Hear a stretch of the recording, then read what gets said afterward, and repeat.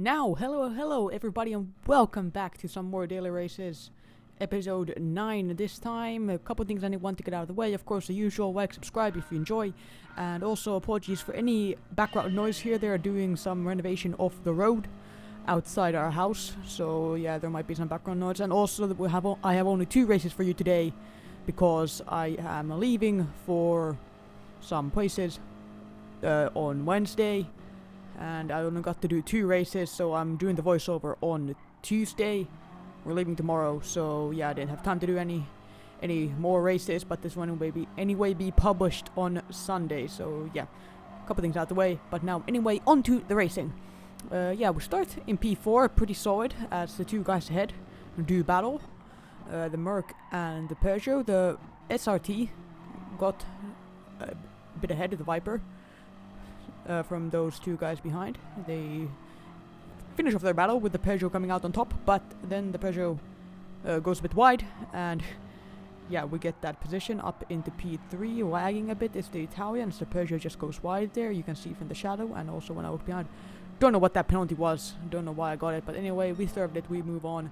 We're purple on lap 2, and yeah, he braked a bit early, I misjudged it, and ran straight into the back of the Turk, and that's another penalty for us. He gives us a little bump from behind, and yeah, we keep hold of the position until we have to serve the penalty, and yeah, we're down to P3 after that. So not the best race start, it must be said, but you know, we move on from these things happen. We are close to having a similar contact, but I just have to avoid that.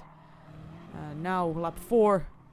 We have a tiny little look down the inside. That off puts him clearly, and we get the position, and he pulls it to the pits. And we get P1 for now, as we totally screw up the final corner. Through goes the Corvette. Sorry about that voice crack, guys. Through goes the Corvette. And yeah, we again have a tiny little look, and yeah, he just bounces on the curbs, and the Corvette is off. As we pull into the pits and make an absolute mess of the pit entry there. And yeah, we rejoin in P4, somehow getting a penalty for hitting the pit wall. There, we pit on lap 5. And yeah, after this, nothing really special happened in this race. We get a silly penalty there by running wide. I didn't really gain anything, didn't lose anything, but still, you know, got that 5/10 penalty. We had to serve on the final lap and also make an absolute mess of this corner here. But yeah, we come home in P2. I'm pretty happy with that. Again, making a massive mess of that final chicane. Yeah, P2, we take that. It's good. And on to race number 2. Of course, 10 seconds was the gap. What we could have improved. But it's P2's P2, so yeah, it's all good. And now heading on to race number 2 and the last one of the episode. This one was a very action-packed one. Starting from P7 this time around. There we're surrounded by 2 Astons as we are underway here, looking for the slipstream from the Aston up ahead. Getting closer, as you can see, the gap's going slightly down from the Aston ahead, just gradually gaining. It's all good. And now down to turn where we brake significantly later as we give him a little love tap on the rear. Probably got angry from that. And yeah, here we just half-hearted move down the inside. Not the cleanest one of all times, but you know, we had to get the move done to be in any sort of contention for the win. He goes down the inside there, kind of like to show me that wasn't cool, man. And yeah, that is just a pure accident. I was trying to weave in the space, didn't really work out as we get bumped from the rear by the other Aston, probably teammates working together. And yeah, now I have 2 angry Astons behind me, and there's the pack of top 5, very rapid up ahead, and that's bound to end in catastrophe. As there goes the Mercedes, who was in P4, now falling down all the way down the order, losing a bunch of positions, as now the blue Aston on our inside.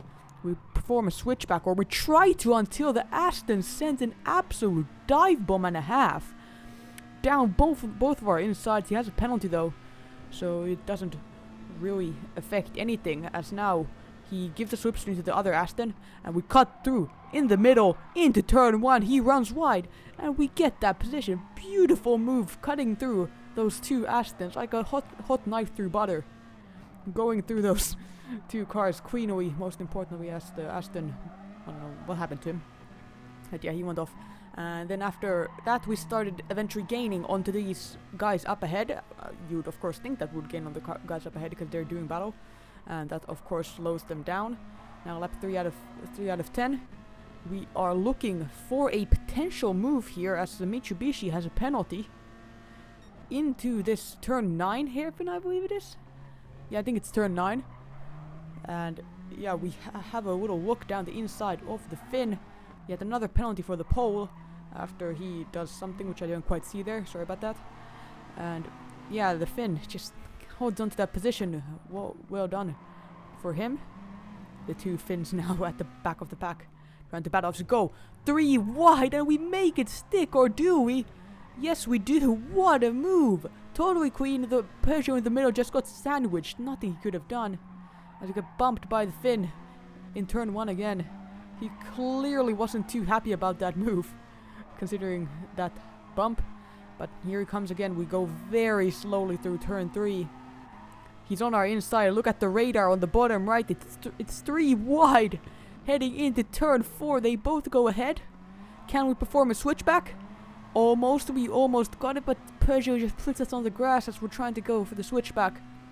Doesn't quite work out, and we're back down into P5 from a podium position. Have to say that is pretty disappointing. The pole serves a penalty again as Finland gets gets a penalty in the penalty corner, as I'll start calling that now, because you get penalties for like stupid things such as like running wide. You don't have to even gain any time. You just get a penalty if you run wide, and we also make a move on the Finn. We have a little look on the Spaniard here again, and he dives into the pits afterwards. And we follow with the overcut, which I thought was an absolutely ingenious strategy, but as we will come to see, it wasn't. We exited in P4, and after that it was just pretty plain sailing until the end. Finishing in P4, the Finn disconnected behind me, which was not the coolest thing. I would have loved to have a great battle with him, but yeah, he just disconnected right as I exited the pits. But yeah, here we go. That is P4, and if you enjoyed, like the video, subscribe, share it, and yeah. I'll see you in the next one. Thank you all so much for watching, and goodbye.